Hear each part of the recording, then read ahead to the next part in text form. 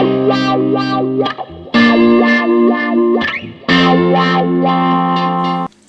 all, this is Shane, and I got asked from Pete on my Facebook page at In The Blues whether or not I could give a rundown on my gear and as well as how I set things up and how I run this sort of stuff live. So I'm going to talk about strings, guitars, amps and pedals and how I use them in conjunction with each other. This isn't going to be like a play demo, so if you want to hear any of these, I've done videos on all of them, so you can check that out. Now on any of these Les Paul style guitars, I use 10s in terms of strings, 10 to 46, and they are from webstrings.com. Now Webstrings make great strings for like $2.50 a set, and to Australia it's super cheap, and if I was to buy the equivalent Diodarios in say this kind of thing, I'd pay $15 in Australia, or maybe less depending on how many I buy, but can't go past good value. So I use these, and I use 10s on all the Gibson type guitars, and this one on the right here is a Goldtop Studio Les Paul tribute model. I think it's a 50s one, and basically it has a really nice rosewood fretboard, and it has some P90 pickups in there as well. P90s are really cool if you want sort of like fat Strat tone. That's kind of what you get with these pickups. They're old school. It has a sound about it that is just very classic. I guess if you haven't really heard any of your favorite players use this, YouTube a guy called Sean Costello. I'll put his name up on screen, and yeah, he's fantastic, and he's a great example. Unfortunately, he's no longer alive, but Sean pulled great tone, and he was a great player, but he's probably got some of my favorite tone for these soap bar P90s. Yeah, it's a very cool guitar. It's fairly lightweight. It's chambered on the underneath the top, and the gold is pretty much, you know, true to any sort of gold top. It's really nice. Now this one here is a 70s tribute Les Paul Studio, and I buy these studio guitars because initially I guess I wasn't a huge Les Paul kind of fan. I had a few over the years, but I didn't really want to go spending $3 or $4 or more $1,000 on a guitar that might just sit in its case, and luckily both of these guitars were relatively inexpensive. I got the P90 one at a second-hand shop, and then I found this one with the mini humbuckers, nice and cheap, and I play 10s on this as well. The back is like that baked kind of finish, and this is a 2012 model, so this is pretty much current. You can get these pretty much anywhere now, and it's a very similar guitar to the one with the P90s, except it weighs a lot more. It's about a third heavier than the Goldtop behind it, so this one here weighs a little bit more. These mini humbuckers are fantastic. I am actually really happy with them.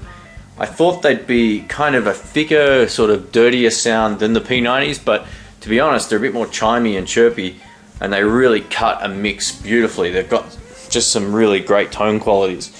Back pickup's nice and bright. Neck's also bright, but it's just full and fat. And just depends on the mood, really. I like both of these guitars equally. And the neck on this one in front here is a little fatter. So for me, I kind of like that. I've got pretty big hands. And yeah, the fatter necks just seem to sort of feel a little bit better in the hand. Alright, this Strat here is my 50th anniversary Deluxe Strat. It came out in 2004, and like with any Strat, I play 11 to 50 strings, so they're quite heavy on the bottom strings, and still kind of heavy there, and the G is actually an 18, so it's a little bit, it's just nice. They're a good gauge. I still play the web strings on all my guitars, and these pickups, you might be thinking, oh, why do you put hot rails in there? These are actually David Allen pickups. They're actually called D. Allen pickups. You can Google that. and Johnny Highland, the country player. These are his Johnny Blades, his signature pickups.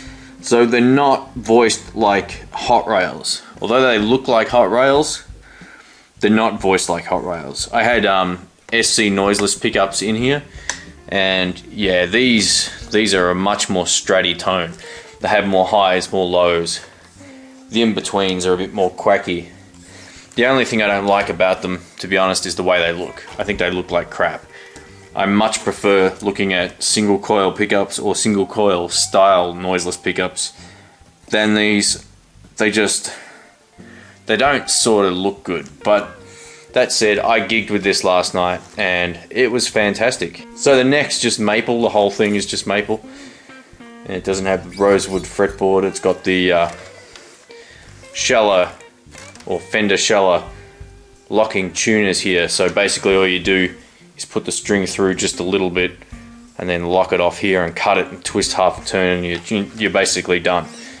Another nice thing about this guitar, it really has this really cool 50th thing there. It came in a tweed case. I've played this to death. It's a bit grubby and a bit chipped and nicked here and there, but that's rock and roll. So that's that one. A guitar I'm really digging lately is this 335 by Tokai. For those who have been watching my videos for the last 6 years, I've had Epiphones and Gibson versions of this, and I was just, you know what, I was really satisfied with my Epiphone Dot 335. I had that for about 4 or 5 years until I sold it and bought a Gibson and was extremely unhappy with the sound. I'm not saying all Gibsons are bad. I own 2, so don't take it like that, but the lefty that I had in 2008 was very, very dull. It had a piece of wood down the middle that just sucked all the tone out of it. This still has a block down the middle, but it's a different wood. It's a hell of a lot lighter, and it makes a huge difference to the tone. It really does. Now the back is beautiful. It's a great finish, and this is a Japanese-made Tokai, built to the specifications of Guitar Nerds Everywhere. No, to Gibson's 50 or 1950 style 335. So it basically has the vintage tuners on the back, and it's basically the only company that were labeled the lawsuit guitars because they were making fantastic guitars which were direct copies of Gibson's. This 335 is great. Stevie Ray and Matt Schofield have both played Tokai 335s. They sound great. They just got a really nice resonant acoustic quality to them, and yeah, I love it. I used it last night as well and it was fantastic. Alright, on to the Telecasters.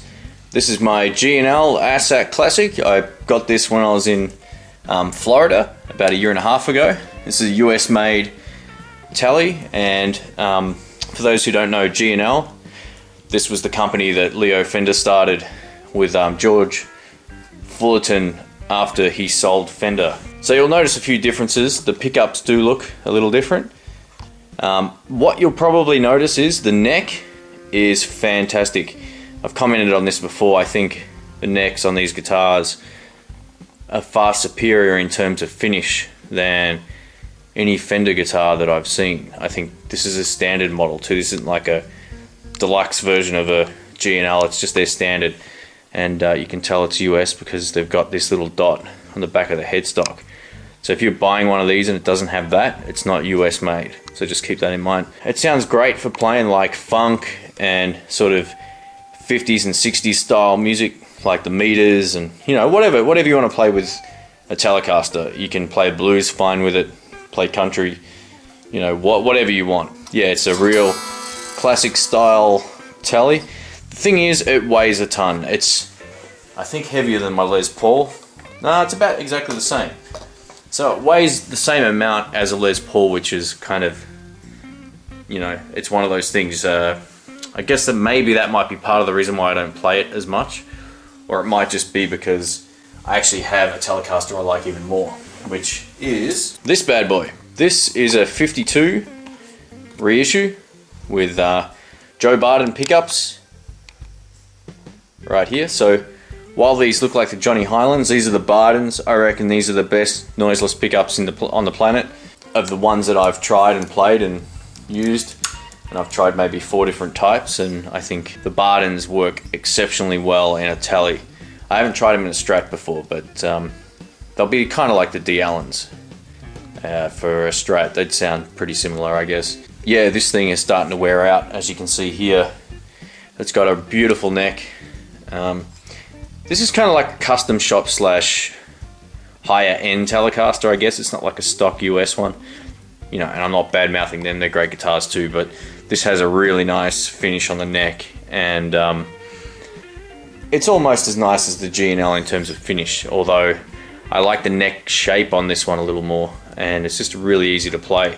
It's got the very old school vintage frets, which you either like or you don't like. And what can I say, it's classic. It's just a awesome guitar that I've used for albums and, you know, a couple of 100 gigs, and it's been fantastic. I also play 10 to 46 gauge strings on both of my Telecasters. So with the exception of my actual nylon string guitar, which is all the way down the end of my lounge room here, all the way down the end there, which is a 40 or 50 year old Suzuki nylon string. That is all of them. So there's 2 Les Pauls, 2 Teles, 1 Strat, and a 335.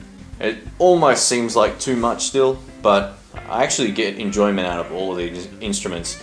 And last night, for example, I took my Strat, a Les Paul, and the 335 out and used 1 per set just to mix it up, and it's great having different tones. So let's go over to the amps. Alright, so this is my 2-Rock. You've heard me rave about this quite a bit on YouTube and Facebook. And if you haven't played one of these yet, and think that maybe it's just hype there because everybody seems to like 2-Rock, it's because they're awesome. They're hand wired, they're 22 watts, this one in particular, and it is super just fat sounding. It sounds amazing, and it's not hype. We tested this against another hand wired amp called a Heritage, and also my Deluxe Reverb, which is 22 watts, and this just left it for dead. And the Deluxe Reverb is a great amplifier. I have got the cabinet sort of sideways at the moment. It looks like a mini stack. It's a single 12, it sounds massive. It's got a contour feature over here that you can basically dial in more of a Dumble sound to the left, or more of a Fender-y sort of sound to the right, and it's got some interesting reverb controls. That's as loud as I had it last night, so the gain is all the way, almost all the way up, but it's still very clean, and the master is not even anywhere near 12 o'clock, so it heaps of headroom left, and at this volume is where it really starts to shine. So it's a great amp, and I don't know, I can't compare it to anything else I've had. I think it's just that much better. Alright, for the little one in the middle here, this is what I do all my demos with now.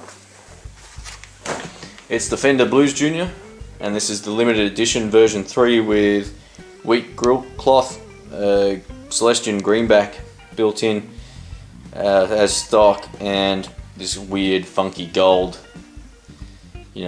gold finish, gold Tolex, and what can I say?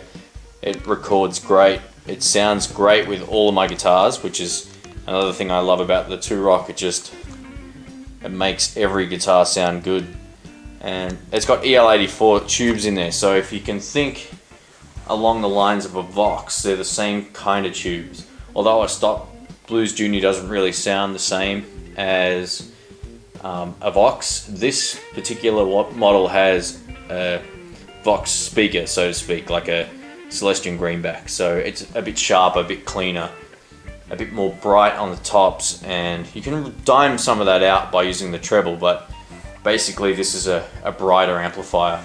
And I just set it in correspondence to whatever room I'm playing in, and it does the job. Like, it's loud for its size, and it sounds fantastic. And I use these for different reasons. I use this for smaller gigs where I know I'm not going to have to crank ridiculously loud, whereas the 2-Rock is an amp that I'd use if I know I can be loud and I can get away with it. There's nothing better. Alright, this is my last amplifier, as in my final one. I only have 3 left now, which is probably a good thing. This is the Deluxe Reverb 65 reissue. And what can I say about this, really? I love it. I think it's one of the best Fender amps on the market.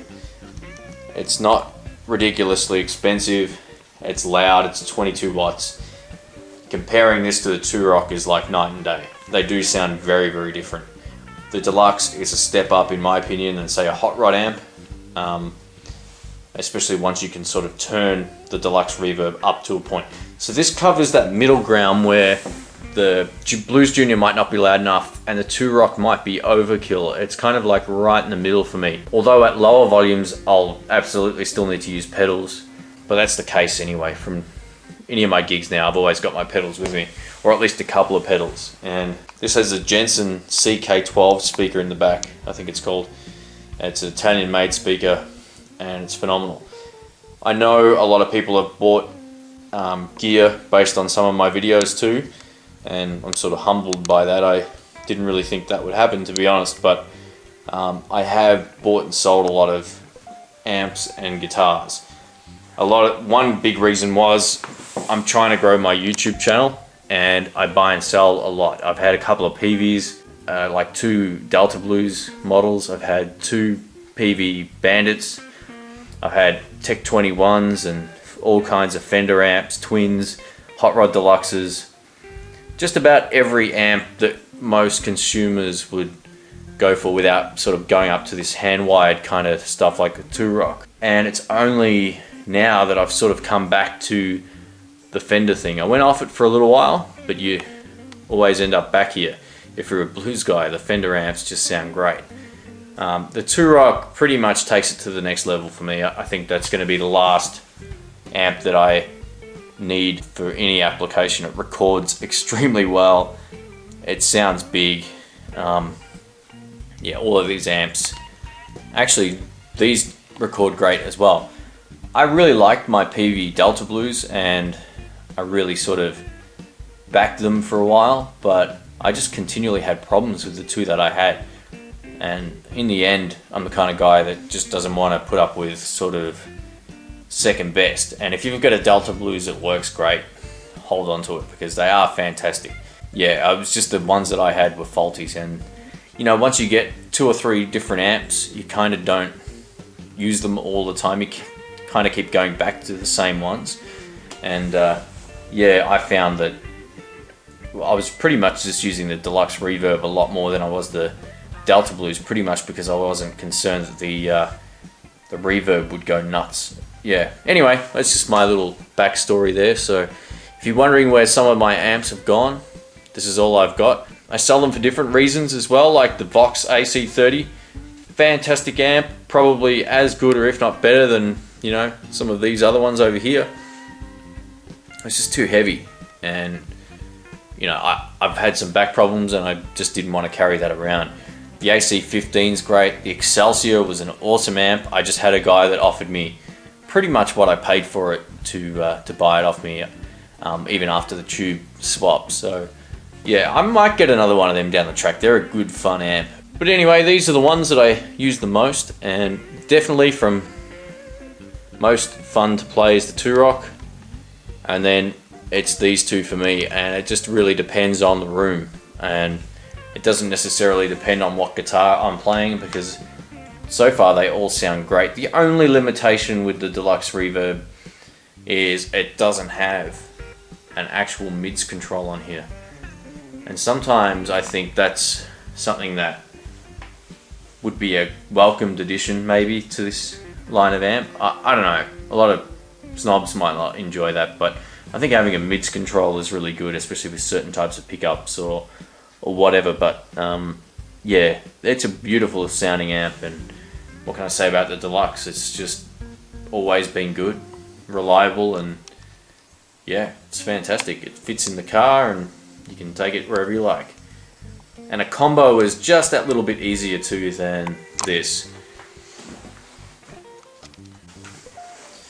Alright, this is my ridiculously large pedal board. I know it's a little embarrassing for a guy who, well, I play more than just blues. I play a lot of original stuff. so a lot of this does come in handy. I'm just going to give you a quick rundown. I've got videos on all of these pedals, so if you like YouTube any of these or check my channel, you'll see videos or more than one video on each of these. So this is a Line 6 relay, which is a wireless or a digital wireless guitar pack. So instead of using a cable coming into the tuner, I go from this into the tuner, and then I run a little pack on my waist, which is not around at the moment, but anyway, yeah, it's got really good range, about 90 feet, so it does the job. Basic tuner, chromatic tuner by Boss. I have my wah pedal, which is the GCB 95F with the Fazzle chip, and I run it from here to here to here, and then into the Klon KTR. This is one of those pedals that is already gone up in price like twofold since it came out. They have a bit of a following. They're arguably the best boost pedal of all time, and they don't give you a great overdrive sound if you're clean. They're great for pushing a dirty amp louder and cooler. It gets a bit honky, but in good ways. So if your amp's already a little bit overdriven, you use this. It's great. Now, this sweet baby overdrive made it onto my pedal board. I think this is one of the greatest, cheapest pedals of all time. This is up here with the Delta Lab T01, and also with the Behringer, the green overdrive pedal. Slipped my memory. Was it the TO800, I think it is, overdrive pedal. This is fantastic. It's very, very similar to the Klon. I did an A/B with these, and we did a blind test, and we couldn't tell which one was which. So I think you can once in certain situations, but 50% of the time we were wrong. So far I've gone from here to here to here to here to here, now to the Blue Note. Now, I don't always run 3 overdrive pedals on my board. Last night I was playing 3 guitars, so I wanted to really sort of try a couple of these and to see what combination worked the best. And they all sounded good with my 2-rock, and no matter what guitar I used, they all sounded nice. So this is a Blue Note overdrive pedal. It's great for blues, if you're playing like classic rock sort of stuff too. It would sound great. It also has a fat boost on here just to thicken out the low mid, so it gives you that plimsoll like kind of push. And from here I go under the board all the way to the top of the tremolo pedal here. So this is a stock tremolo pedal by Jim Dunlop. They're now called MXR make them. And you can get basically 3 different types of trem sounds. All it is really is a 1 button on and off, and this is if you're running in stereo mode. But yeah, so you just use this side to turn it on and off, and it sounds fine. And my delay pedal over here is the Boss DD7, and I've actually been using it on digital delay mode. I found a really nice sort of setting that if I tap tempo any particular song, it really just sounds fantastic. But usually, still, I run it on either the analog or the modulate setting. Depending if I'm on the modulate setting, I generally have the effect down a little bit more. But if I'm on the analog setting, I can have it up a little bit higher, and yeah, it sounds pretty cool. And my pedal board is a Pedal Train PT3. Now my power supply for this pedal board is nothing more than, it looks like a cell phone charger. It's basically a visual sound one spot. I think they're the best power supply I've ever used. Because they're like $60, at least in Australia, so probably like $40 in the US, something like that.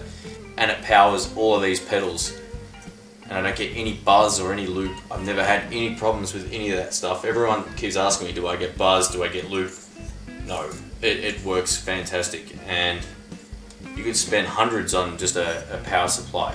There's no need. What I would rather do if one didn't power all of this, I'd just buy a second one. But I think it's like 1300 milliamps, which is plenty even for all of these. And given I don't have them all on at a time, I usually only ever have, that one on, or an overdrive, and maybe a delay or a trem on or something. So for me, it's fine. I'm sure if I turned them all on, I'd have no problems. If you're wondering what cables I use between the pedals, I use a mix of these, I don't know how to say this properly, but Nutric, I think it's called, Nutric cables, or Neutric or something, I don't know. I'm not a big cable nerd, to be honest. I use whatever I have, and they were kind of expensive, and they've been good. I've had them for, I guess, a couple of years now, since my Planet Waves ones sort of sucked. And I'm also using $5 high grade professional Chinese cables here, and they work fantastic. They're low noise as well. And this white one, which is probably the cheapest and nastiest thing that I've got on any of my gear, is fine. I've had this for probably 4 years now, and you know what? It's never had a problem. So yeah, I don't know what to say. I think as long as there's no noise when you're tapping the cable, when it's on, then you should be okay to go. And obviously this $4 one or $3 one here is not going to last as long as the Neutric one that I showed you before, but really I can just go get another one for a few bucks. Like, who cares? I think lifetime warranty on cables is a good thing, and I should probably one day go out and buy all good cables for my stuff, but I'm hoping I can downsize this at some stage to a board that's maybe a little bit smaller, and then I can take off an overdrive and do some stuff with it, so I don't have, you know, this weighs almost as much as the Blues Junior. It's ridiculous. So that's basically all my stuff. I've made a good old-fashioned mess. They're my amps and my pedals, some guitars, and